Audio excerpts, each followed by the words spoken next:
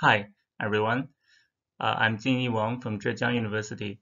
It's my great pleasure to present our work entitled RobOT, Robustness-Oriented Testing for Deep Learning Systems. This is a joint work with my colleagues Jialuo Chen, Dongxia Wang, Peng Cheng from Zhejiang University, and Youcheng Sun from Queen's University, Belfast, Xingjun Ma from Deakin University, and Jun Sun from Singapore Management University. As we all know, deep neural networks have made incredible progress in recent years in a wide range of applications, including image classification, speech recognition, natural language processing, etc. However, are deep neural networks safe enough to deploy in safety-critical systems yet? The answer is clearly no.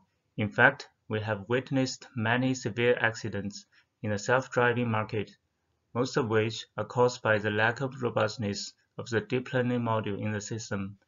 So, it is urgent and necessary to comprehensively test the robustness of deep neural networks before deployment.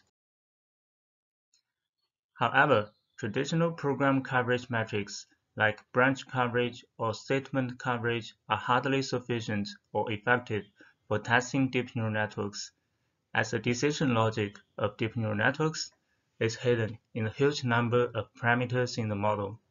In recent years, starting from 2017, many neural network specialized coverage metrics have been proposed, like neuron coverage, multi-granularity neuron coverage, surprise coverage, etc., to better test deep neural networks and user-generated tests to improve the model's robustness by retraining. Testing deep neural networks is similar to test a traditional program in hope of achieving two goals. First, testing aims to generate a set of tests to increase the designed coverage metrics. Second, testing aims to generate adversarial inputs that would make the system go wrong.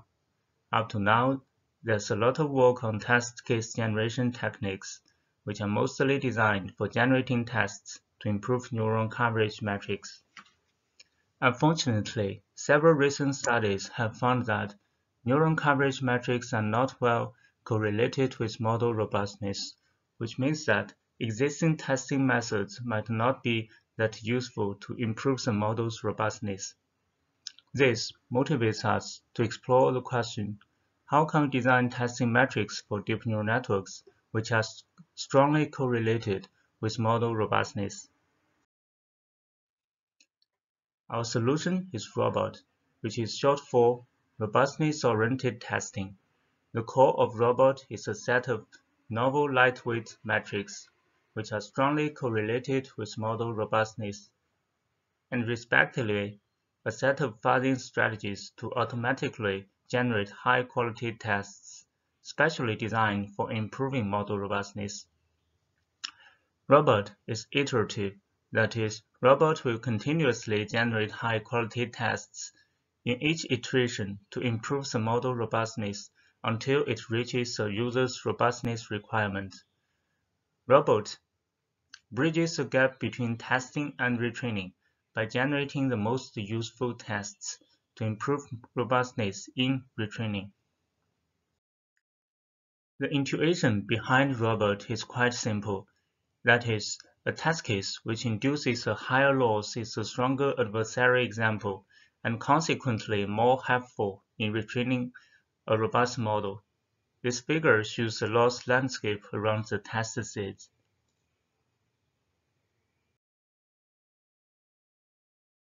And our goal is to look for those adversarial examples with peak losses.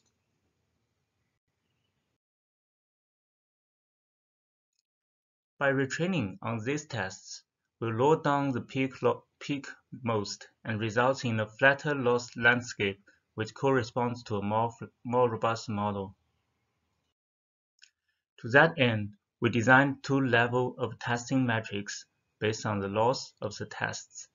The first metric is the loss itself, and the second metric is how well the loss converges. That is, the progress in climbing the peaks. Note that both metrics are lightweight to calculate and supported by all deep learning platforms. Compared to neuron coverage metrics, our loss-based metrics are both strongly correlated with model robustness, and they can also help us select more valuable test cases from a huge number of tests to reduce the retraining cost. Specifically, we proposed two test case selection strategies based on our metrics. The first one is to uniformly sample the metric space to improve the diversity of the tests. The second one is to mix tests with both strong and weak adversarial strengths. This figure shows the tests selected using our selection strategy compared to DeepGini, which is a recent work published in ISTA 2020. We could say that, in general, our strategies will select tests with much higher loss. The next question is, how can we automatically fuzz to generate high-quality tests? Our solution is to greedily search for tests with small or large metric values in two directions. By formulating a joint optimization problem and perturb the test along the gradient. The joint optimization problem is composed of two parts. The first is to find adversarial examples, which is the first part of the equation, and the second is to search for small or large metric value, which is the second part of the equation. We have evaluated RobOT on 4 benchmark datasets, 5 kinds of test case generation methods, including both adversarial attacks and fuzzing, to answer the following research questions. The first question is, what is the correlation between our metric and model robustness? We could clearly see that the adversarial examples of a more robust model will have smaller metric values. So our answer to the first question is that our metric is strongly correlated with model robustness, and a more robust model will have smaller metric values for adversarial examples. The second question is, how effective is our metric for test case selection? We compare the model robustness after retraining with tests selected using different strategies. The blue line is the recent work DeepGini. We could clearly see that our test case selection strategy is much more effective in selecting tests useful for improving model robustness. And this is consistent with different set of tests generated with different test case generation methods. So our answer to question 2 is that our test case selection strategies are able to select more valuable tests to improve the model robustness by retraining. The last question is, how effective and efficient is our fuzzing algorithm? We compare our fuzzing algorithm with the most recent neuron coverage guided fuzzing work ADAPT from ISTA 2020. We could say that within different time limits, RobOT will generate slightly less tests than ADAPT, but is able to provide significantly more robustness improvements through retraining, which shows that the tests generated by RobOT are much more valuable in improving model robustness. So we have the answer to question 3. Our fuzzing algorithm is able to efficiently generate more valuable tests to improve the model robustness. Here comes the conclusion. In this work, we have proposed a novel robustness-oriented testing framework, RobOT, for deep learning systems towards improving the model robustness. The key part of RobOT includes a novel set of metrics that are strongly correlated with model robustness, and respectively the fuzzing algorithms to automatically generate high-quality tests for improving robustness. Compared to SOTA work, RobOT could achieve over 50% more robustness improvement on average. That's all for my talk. Thanks for listening. So, welcome back to the live part of this session Remember, we are in the Deep Neural Networks Quality Assurance session, and we just watched the video for RobOT, Robustness-Oriented Testing for Deep Learning Systems. So we have the pleasure here to have Yaluo, who is one of the authors of this paper, and he's willing to answer your questions. So I see there's a lot of activity in the chat. So please, if you have any other further question, please use the chat. So I will start with Theodora's question, she asks, I'm just wondering if the neuron coverage is the problem or the retraining mechanism. I'm not familiar with the result. Could you please elaborate?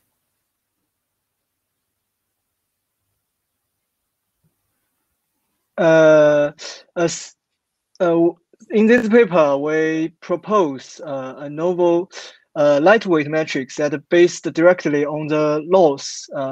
Since based on our empirical experiment result, we find that the neuron coverage matrix is not strongly correlated with the model robustness and the robustness improvement after retraining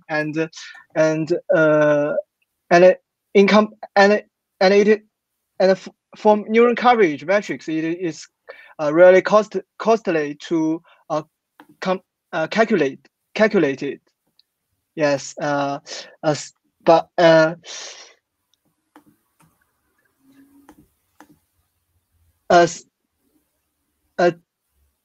existing work like DeepExplore and DLFuzz these testing methods generates test case based on the neuron coverage metrics. Yes. Okay, thank you, Yaluo. We have got another question from Cheng Cheng. He's wondering what's the time complexity of your testing approach. Specifically, what's the overhead of RobOT compared to the training process?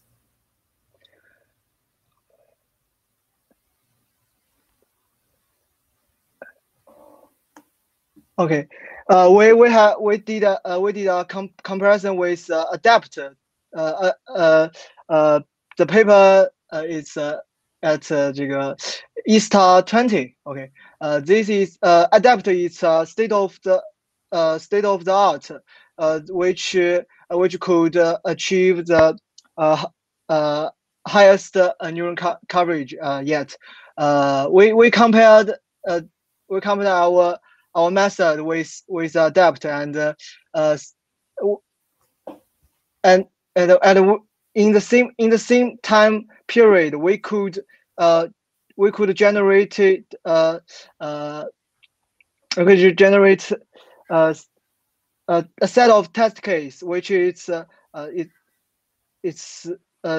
size is smaller than it, but after the retraining process, our robustness improvement is better than this work. Yes. Okay, thank you. We've got another question from Theodora. She's asking if the models that use your approach helping or hurting. Sorry. She says, are the models that use your proposed approach helping or hurting with generalization? In other words, is the model more robust but has less performance?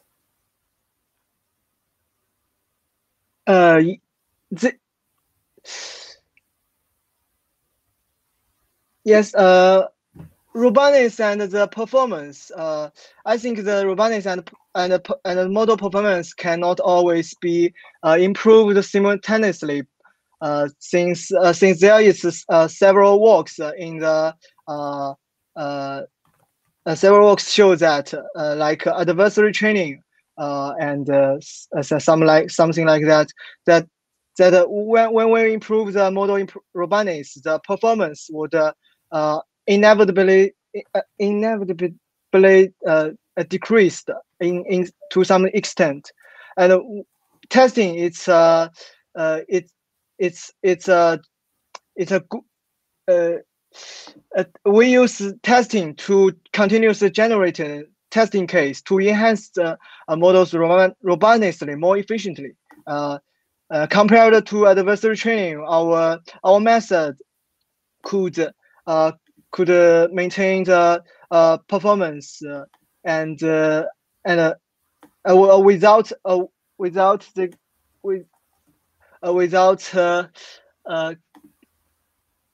clear with sorry 这个怎么说without obvious performance drop, and we could achieve a better robustness improvement. Okay, yes. Thank you. So Pindia asks, how would you define high quality test? And the second question is, how did you evaluate the robustness for the second research question?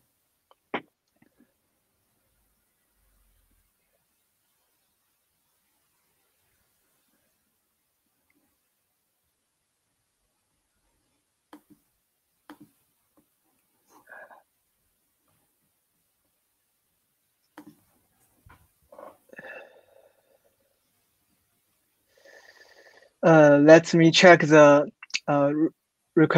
question 2. Okay.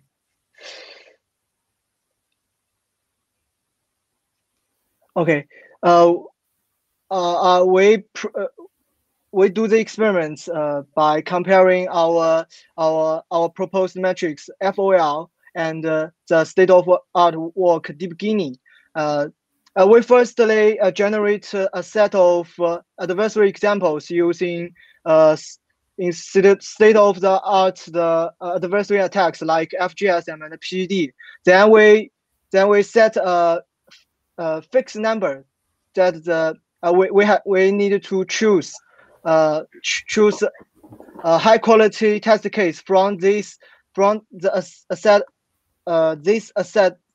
of test case, and then we use this to retraining the model, and then we evaluate the robustness under a set of adversary examples that are generated using the testing dataset. Okay, the number of the selected test case are same to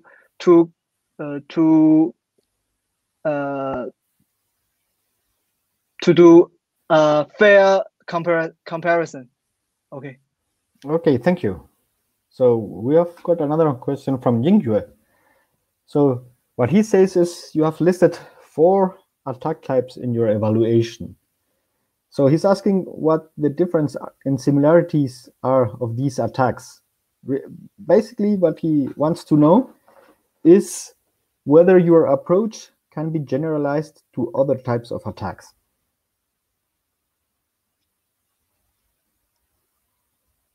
Oh, okay. Yes, we use two adversary attack in our experiments, and yes, like CW and JSMA, it's we didn't do these 2 attacks in our experiments, but we believe it could be generalized to the attacks. Since FGSMA and PGD are attacks under the infinite bound, non-bound, and like CW, it's usually under the second norm bound. Yes. Okay, we have still 20 seconds left. So there is one more question, but I think it won't fit now in this Q&A session. If you want to continue with your questions, now there's gonna be a specific room where Yalu will be there, and you can talk directly to him. We're moving now to the next presentation, which is scalable quantitative